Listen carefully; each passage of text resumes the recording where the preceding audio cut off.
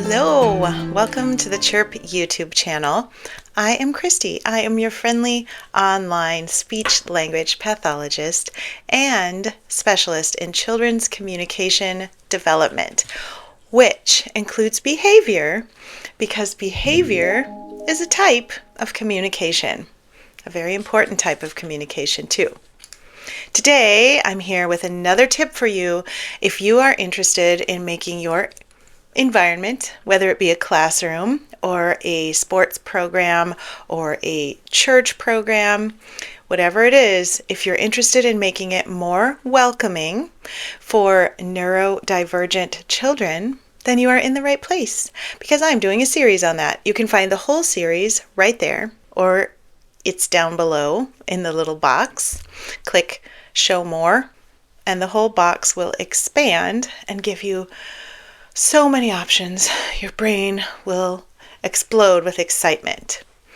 But first, watch this video, because this is video number 8 out of 10 in this series. And in this video, I'm going to talk about how to give directions, how to interact with kids who might need a little reminder now and then of what kind of behavior we hope for and aim for in our program. And the important thing to remember is to phrase this in the positive. What I mean by that is, instead of saying, shh, no talking, we say, quiet mouth. There are very important neurological reasons for this. Number one, when you are learning a foreign language, that little no at the beginning of no talking sometimes doesn't really go into your language processor so easily. What you hear is the talking part. And maybe not this phrase for kids, but I am using some online language learning software, and the other day there was a very long sentence and I actually got the answer wrong because I missed the little n that meant no. And so I said the positive, even though the answer was the negative. This happens to our children a lot as well. Not only because that little piece of language is very pivotal, but kind of hard to hear, but also because the part of our brain deep inside that processes very emotional based things, it doesn't really process verbal language very well. Its skill is processing images. We can have an image of talking, but except for an X, there's really no image of not talking. There is an image, however, of a quiet mouth. And that is what we want to do. We want to tap into the image-loving part of our very old prehistoric brain that is much better at processing visuals than it is at processing actual language, verbal language. So what are some ways we can do this? Well, number one, of course, I'm going to suggest we do in fact use visuals.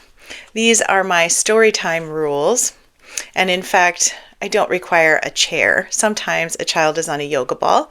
Sometimes the child is on the floor. It just depends.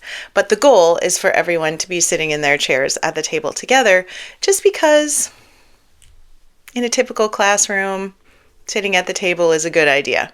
In my classroom, it's not a requirement, but we're going to aim in that direction because, of course, we would love our kids to be in typical programming at some point. So we're going to teach them the skills where we can and when appropriate. Of course, we're going to have quiet hands. What this really means in adult language is don't hit, don't grab other people's hair, don't be pushing stuff off the table, don't be pulling your friend's arm. Have quiet hands. Quiet feet, quiet feet. Don't be making a loud noise so you can't hear the story. Don't be kicking your friends or playing weird games under the table. Don't be doing things with your chair with your foot that is loud and irritating, or to your neighbor's chair. Quiet feet. Quiet voice. We're not going to be talking. We're not going to be humming. We're not going to be singing. Right now, our goal is to have a quiet voice or a quiet mouth. I think it says quiet mouth. Whatever. And of course, sit in chair. Like I said, not an absolute necessity, but it's a good thing to aim for. And of course, quiet feet, quiet hands, it's not a necessity. If a child actually cannot do that, that's okay. We're going to work on it. We're going to talk about the rules. We're going to model the rules. We're going to remind the children with positive rules what our goals are.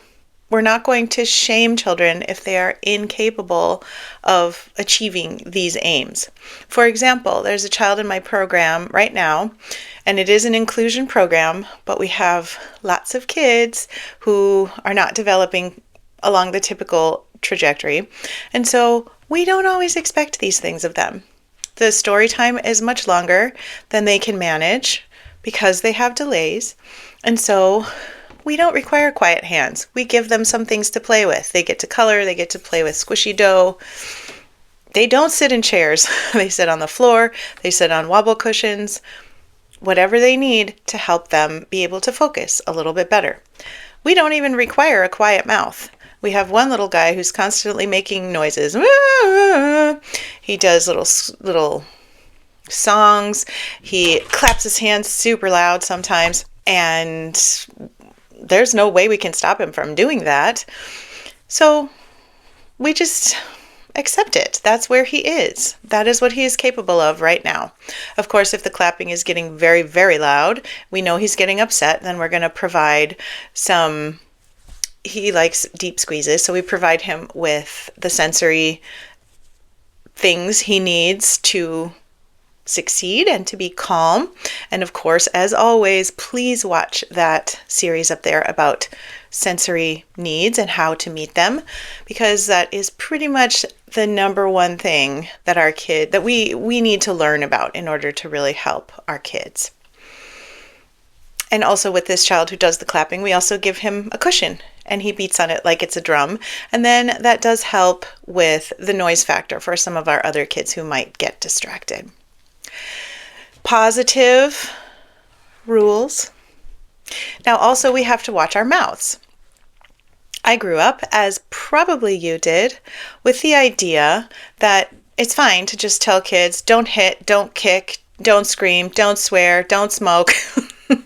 All of the rules. We just tell children what not to do. But like I said, that very deep part of our brain that doesn't understand language very well, but it does understand visuals, every time we say don't do something, the don't is kind of ignored, and the something, which has a visual picture attached to it, is remembered. So when we're telling our kids, don't kick, if their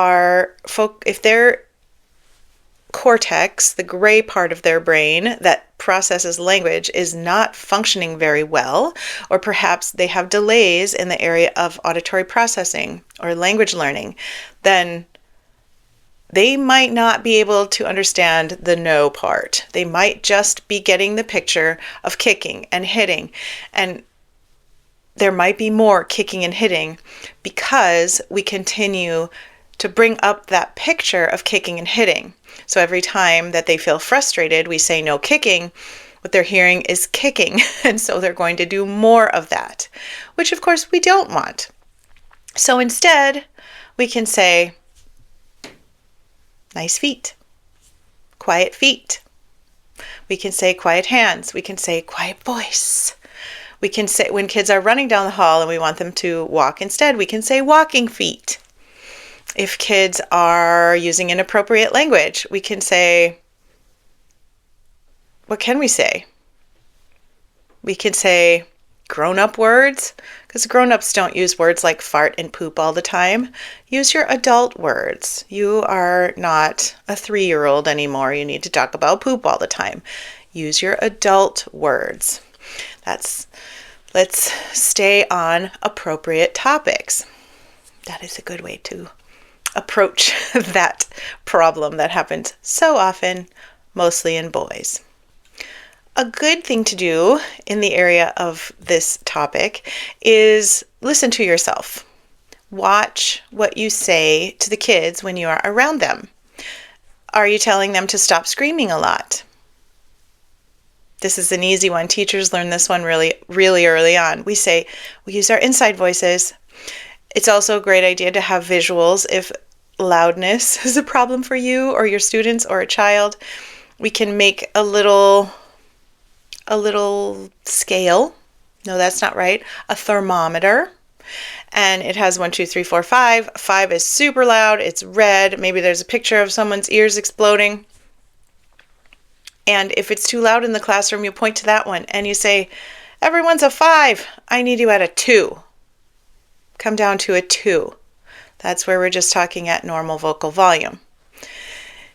If we have visuals of these things, it makes it much easier for kids, especially those with any sort of language delays, to understand what you mean. If you just say quiet or don't be so loud, they don't necessarily know what that means or, once again, have a picture in their head of what that looks like or how it sounds. If you are having a problem with loudness in your classroom with kids talking too loudly, a great way to practice this, sometimes kids cannot, especially kids with delays, they can't actually tell how loud they are speaking. Their ears don't process it quite right, and their larynx, their actual vocal cords, don't feel the tension in them, so they don't know how loud they're talking. A good way to practice this is by actually having a class discussion about it, or maybe even just a discussion if this is a client you're working with or if it's your own child. Have a discussion. During play, hopefully, what I usually do is I'll have a character talk really quietly, and then I'll have another character say, I can't hear you. Your voice is at a 1. Can you turn it up to a 2? And then I'll have this person talk a little louder. If I have my visual there with the different levels, and we can point to the 1 and the 2, and we can give examples of the 1 and the 2 with our own voices, and the child can practice, and I can model, and then the child and the child's family can take that forth into their normal lives, and they can use that language in their daily lives to work on that loudness issue with their child. Some children have trouble getting their voices above library whisper, and some children have trouble getting their voices below outside playground screaming. But we can definitely work on this, and visuals and patience and positive rules are a great way to do this. All right, that's the goal for today's video. Use positive rules, positive directions to help kids follow the directions better.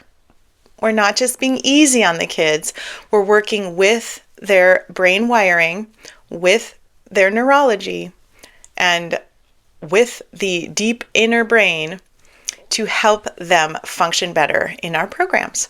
And that is an excellent thing. Please tune in next time where we will have another video in this series, and I bet that you will find it helpful. I hope you have a great day. Thanks for being here. Bye.